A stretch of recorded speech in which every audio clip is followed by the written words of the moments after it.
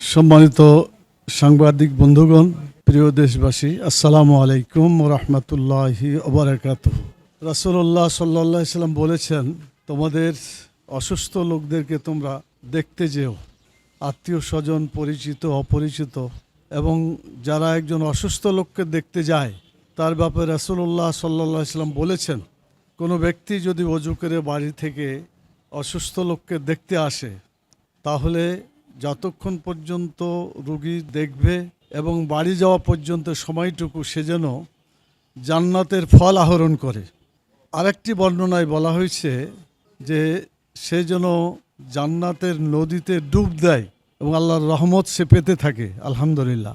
তা আজকে আমরা জাতীয়ভাবে আমরা পরিচিত, আপনারা সবাই যাকে জানেন চিনেন, নুরুল হক নুরু, যিনি ঢাকা বিশ্ববিদ্যালয়ের ডাকসুর নেতা হিসাবে আপনাদের সকলের কাছে পরিচিত এবং বাংলাদেশের আন্দোলনে, চলমান আন্দোলনে ভালো ভূমিকা যিনি রেখেছেন এবং রাখছেন, এখনও রাখছিলেন।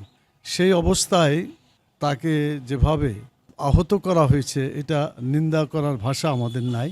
বাংলাদেশ জামাত ইসলামের পক্ষ থেকে ইতিপূর্বে বিবৃতি দেওয়া হয়েছে আমাদের সেক্রেটারি জেনারেল পক্ষ থেকে, এবং আমাদের নায়েবে আমির অন্যতম ডক্টর আবদুল্লাহ মোহাম্মদ তাহের, উনি এসেছিলেন, দেখেছেন, কিছু কথাও বলেছেন। আমি কথা বলতে চাই না, শুধু এতটুকু বলতে চাই যে জুলাই যোদ্ধাদেরকে যারা পরিচালনা করেছে তাদের গুরুত্ব জাতির কাছে অনেক বেশি, এবং তাদেরকে আমাদের সকলেই তার জন্য দোয়া করা দরকার, যাতে তিনি দ্রুত সুস্থ হয়ে ওঠেন। আমরাও আজকে দেখতে এসেছিলাম এবং তাকে দেখেছি, আমরা দোয়া করেছি আল্লাহ তাআলা যেন দ্রুত তাকে সুস্থ করে আবার এই ময়দানে ফিরে দেশ এবং জাতির কল্যাণে ভূমিকা রাখার তৌফিক আল্লাহ তাআলা দান করে। সম্মানিত সাংবাদিক বন্ধুগণ, দেশবাসী ভাইয়েরা, বোনেরা, যারা এই কথাগুলো শুনছেন, আমাদের বাংলাদেশের জন্য বিশেষভাবে আপনারা দোয়া করেন, কারণ দেশ এমন একটা ক্রান্তিকাল অতিক্রম করছে যে জায়গায় আমাদের সকলকে সচেতনভাবে দায়িত্ব পালন করা দরকার। দেশের ঐক্য সংহতি বজায় রেখে আগামী দিনে বাংলাদেশ যাতে একটা সুন্দর নির্বাচন পায় এবং নির্বাচনের মাধ্যমে, নির্বাচিত সরকারের মাধ্যমে দেশটা পরিচালিত হয়, সেটা যাতে আমরা পেতে পারি, এই জন্য আমাদের সম্মিলিতভাবে চেষ্টা করা দরকার এবং এর জন্য দোয়াও দরকার।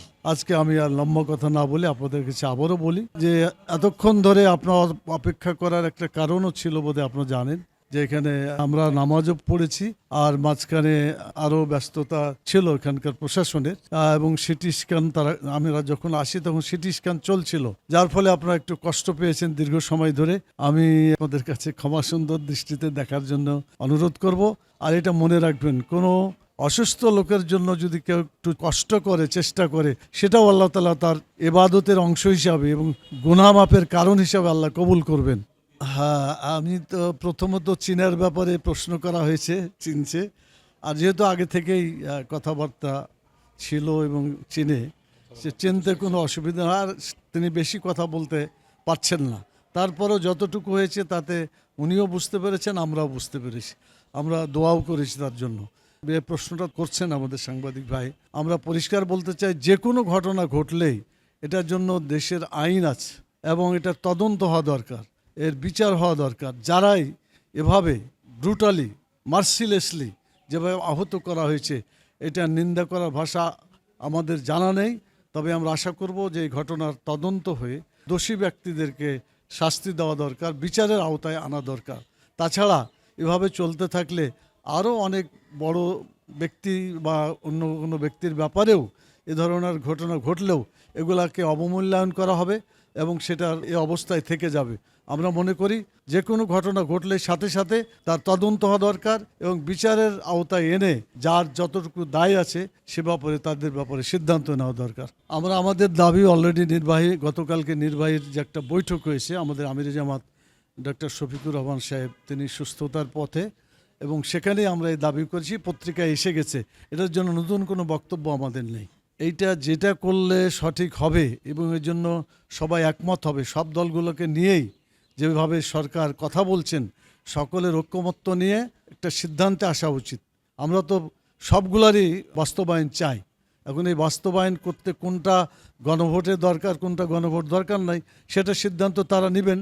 কিন্তু এটা হওয়া দরকার জাতির এই ক্রান্তি লগ্নে। অবশ্যই আমাদের দাবিগুলো পূরণ হওয়া দরকার।